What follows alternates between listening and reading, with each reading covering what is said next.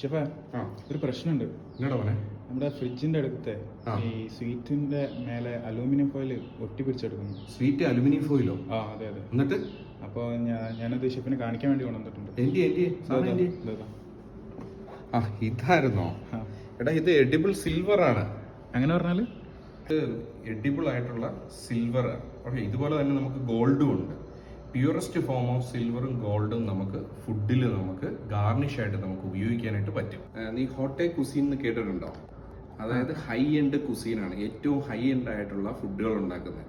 അത് ഇന്നത്തെ കാലത്ത് ബർഗർ മുതൽ ഫാസ്റ്റ് ഫുഡിൽ ഉപയോഗിക്കുന്ന നമ്മുടെ ചിക്കൻ വിങ്സിൽ അല്ലെങ്കിൽ പിസ്സയുടെ മുകളിൽ വരെ ഈ തരത്തിലുള്ള ഗാർണിഷുകൾ ഉപയോഗിക്കാറുണ്ട്. ഇതിന് ആദ്യമായിട്ട് അംഗീകാരം കൊടുത്തത് യൂറോപ്യൻ ഫുഡ് സേഫ്റ്റി അഡ്മിനിസ്ട്രേഷൻ ആണ്.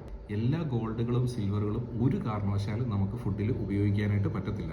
കാരണം പ്യൂരിറ്റി കുറവുണ്ടെങ്കിൽ അത് പോയിസൺ ആണ്.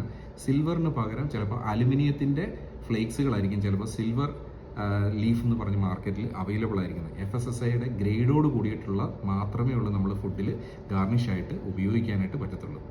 സ്വർണം അല്ലെങ്കിൽ സിൽവർ എന്ന് പറഞ്ഞു കഴിഞ്ഞാൽ ഏറ്റവും റിച്ച് ആയിട്ടുള്ള ഒരു പ്രതീകമാണ്, അല്ലേ? അപ്പോൾ പണ്ട് നമ്മുടെ നോക്കിക്കഴിഞ്ഞു കഴിഞ്ഞാൽ സൗന്ദര്യ സങ്കല്പത്തിന്റെ ഭാഗമായിട്ടും സ്വർണം ഉപയോഗിക്കാറുണ്ട്.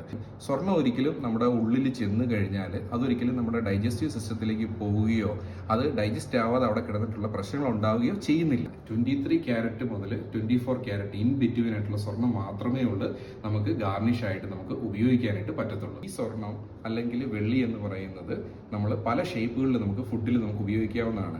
ഹാർട്ടിന്റെ ഷേപ്പിൽ, അല്ലെങ്കിൽ ലീഫിന്റെ ഷേപ്പിൽ, അല്ലെങ്കിൽ ഡസ്റ്റ് ഫോമായിട്ട്, അല്ലെങ്കിൽ വേറെ ഏതെങ്കിലും രൂപങ്ങളിൽ നമുക്ക് ഫുഡിന്റെ മുകളിൽ പ്ലേസ് ചെയ്യാവുന്നതാണ്. കേക്കിന്റെ മുകളിലുള്ള ഡെക്കറേഷൻസ് ആയിട്ട്, അല്ലെങ്കിൽ കുക്കീസിന്റെ മുകളിൽ, അല്ലെങ്കിൽ പലതരത്തിലുള്ള ഡ്രിങ്ക്സുകളിൽ നമുക്കിത് ഉപയോഗിക്കാവുന്നതാണ്. ഈ ഫുഡിനകത്ത് നമ്മളിത് ഗാർണിഷായിട്ട് ഉപയോഗിക്കുന്നത് പോലെ തന്നെ പലതരത്തിലുള്ള ഡ്രിങ്ക്സുകൾക്കകത്ത് നമുക്കിതിനെ ഗാർണിഷായിട്ട് ഉപയോഗിക്കാനായിട്ട് പറ്റും. ഇപ്പോൾ എക്സാമ്പിളായിട്ട് പറഞ്ഞു കഴിഞ്ഞാൽ ഈ ഗോൾഡിൻ്റെ ലീഫ് അടങ്ങിയിട്ടുള്ള ഷാമ്പെയിൻസ് നമുക്ക് മാർക്കറ്റിൽ അവൈലബിൾ ആണ്.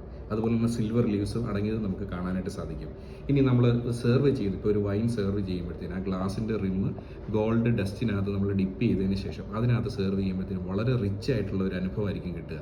ഇനി ഇതിൻ്റെ ടേസ്റ്റ് എന്താണെന്ന് ചോദിച്ചു കഴിഞ്ഞാൽ, ഇപ്പം ഞാൻ പറഞ്ഞു പ്യൂരിറ്റി എന്തുകൊണ്ടാണ് ഇമ്പോർട്ടൻ്റ് എന്ന് പറഞ്ഞു കഴിഞ്ഞാൽ, പ്യൂർ അല്ലാത്ത സാധനത്തിനകത്ത്, അതായത് ക്യാരറ്റ്സ് കുറയുന്ന സാധനത്തിനകത്താണെങ്കിൽ ഇതിൻ്റെ അലോയ്സ്, അതായത് പലതരത്തിലുള്ള ലോഹമിശ്രിതമായിരിക്കും. അങ്ങനെയുള്ള സമയത്ത് നമ്മളത് ടേസ്റ്റ് ചെയ്യുമ്പോഴത്തേക്കിന് ഒരു മെറ്റലിൻ്റെ ടേസ്റ്റ് നമുക്ക് ഫീൽ ചെയ്യും.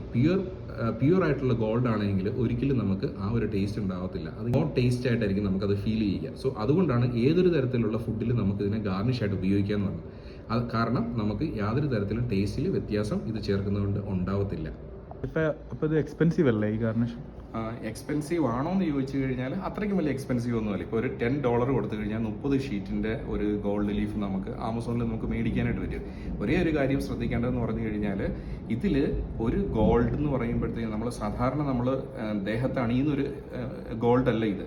ഇതിനെ പൗണ്ട് ചെയ്ത്, അതായത് ഇതിൻ്റെ നോക്കിക്കഴിഞ്ഞാൽ 1 മില്ലിമീറ്ററിൻ്റെ 8001 മില്ലിമീറ്ററിലേക്ക് അതിനെ അടിച്ച് പരത്തിയിട്ട് with the help of the machine അതിനെയാണ് നമ്മൾ ഫ്ലാറ്റൻഡ് ആയിട്ടുള്ള ഷീറ്റായിട്ട് നമുക്ക് കിട്ടുന്ന purest form of gold or silver.